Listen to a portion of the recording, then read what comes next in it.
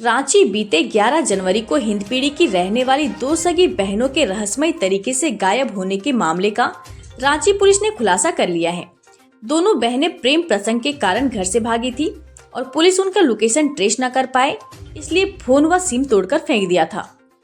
इस मामले में पुलिस ने 5 आरोपियों को भी गिरफ्तार किया है, जिनमें मोहम्मद इस्माइल, जुनैद आलम, मजहर आलम, इमरान खान और कासिद फिरोज शामिल हैं। एसएसपी चंदन कुमार सिन्हा ने गुरुवार को अपने कार्यालय में प्रेस कॉन्फ्रेंस कर यह जानकारी दी। हिंदपीढ़ी के एक व्यक्ति के द्वारा सूचना दी गई कि उनकी दोनों लड़कियों का अपहरण हो गया। उन्होंने बताया कि वे जो है टाटा टोली में मंगल टावर है, वहाँ आधार कार्ड सुधरवाने की निकली थी, पर रास्ते में से उस लड़की का फ़ोन आया और फ़ोन में उसने बताया कि उससे ऑटो वाला उसके साथ जबरदस्ती कर रहा है और एक तरह से उन्हें किडनैपिंग करके ले जाया जा रहा है। दोबारा भी जो उनका ऑडियो आया उसमें था कि वो किसी जंगल में फंसी हुई है और वहाँ से उन्हें ट्रक का लाइट दिख रहा है। इस तरह की बातें आई जो बिल्कुल अपहरण की कहानी को बता रहा था।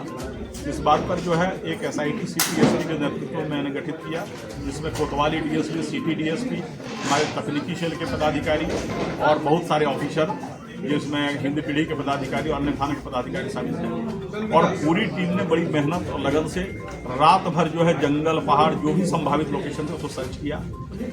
इस सर्च के दौरान जो भी इनपुट था उसके आधार पर किया गया, लेकिन जो निष्कर्ष है वो फलाफल हम लोग का सुनिए रहा।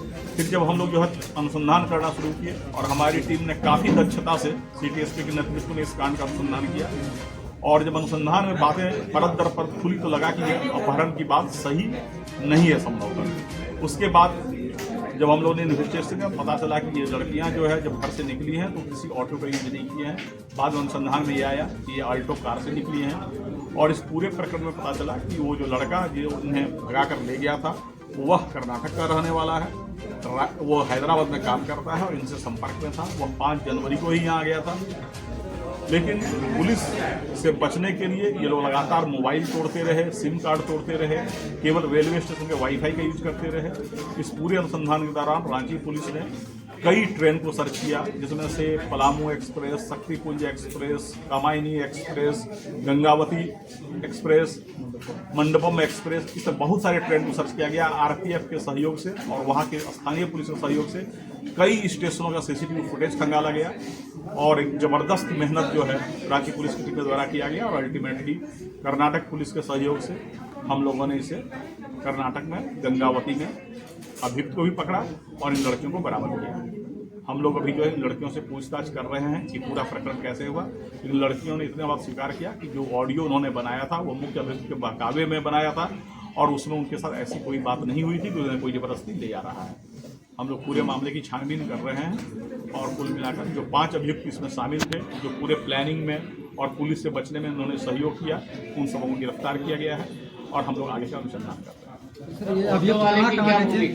अभियुक्त कहाँ से हैं सर, कहाँ के लोग हैं? अभियुक्त एक जो है वो कर्नाटक के रायचूर जिले का है, जो मुख्य अभियुक्त है मोहम्मद इस्माइल। इसके अलावा हिंदपीढ़ी के 2 अभियुक्त हैं। इसके अलावा एक चितरपुर का अभियुक्त है और एक गढ़वा नगर उटारी का अभियुक्त है। सर, जैसे लास्ट लोकेशन और मांझी था और मांझी के बाद ये लोग इसी ऑल्टो कार से, ये जो अब अनुसंधान से क्लियर हुआ है, ऑटो से कहीं नहीं गए थे, ये ऑल्टो कार से निकले थे।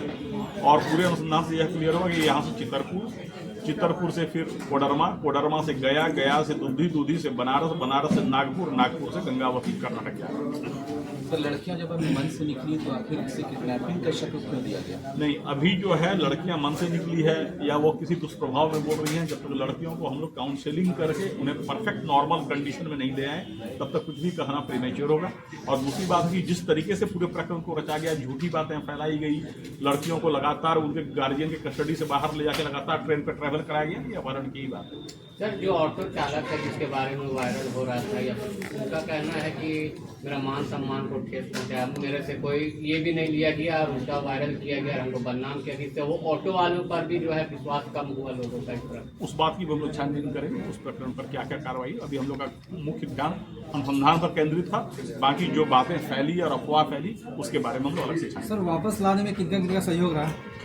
वापस लाने में हमारी एसआईटी की टीम वहां गई थी और मामले की गंभीरता को देखते हुए हमने पूरी एसआईटी को एरोप्लेन से कर्नाटक भेजा और पूरे अभियुक्त और जो लड़कियां बरामद उन सबको हम लोग एरोप्लेन से लाए ताकि मामले में कोई विलम्ब न हो, क्योंकि बहुत तरह की भ्रांतियां फैल रही थी और शहर में एक तरह का अलग तरह का वातावरण पैदा हो रहा है। जिस तरह से ये लोग सोची समझी ये प्लानिंग के तहत ये तारीख की है, पुलिस को गुमराह किया गया, गार्जियन को गुमराह किया गया, उसके लिए भी कानूनी प्रावधान है और वैसा लगे तो लोग कानूनी प्रावधान के तहत उसमें कार्रवाई करेंगे। सर, राज्य के मुख्यमंत्री हेमंत सोरेन इसमें संज्ञान लिए।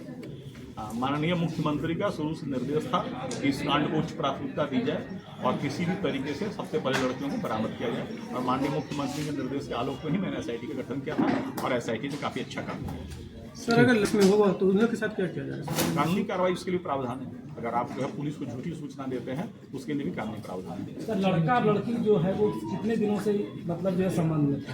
वो उनके आपसी संबंध के बारे में अभी कुछ भी कंक्लूसिवली कहना उचित नहीं होगा। हम लोग उस बिंदु पर छानबीन कर रहे हैं, बरामदगी हो गई है, बाकी बिंदुओं पर हम जब पूरी तरह से निष्कर्ष पर पहुंचेंगे तब बताएंगे। ठीक है।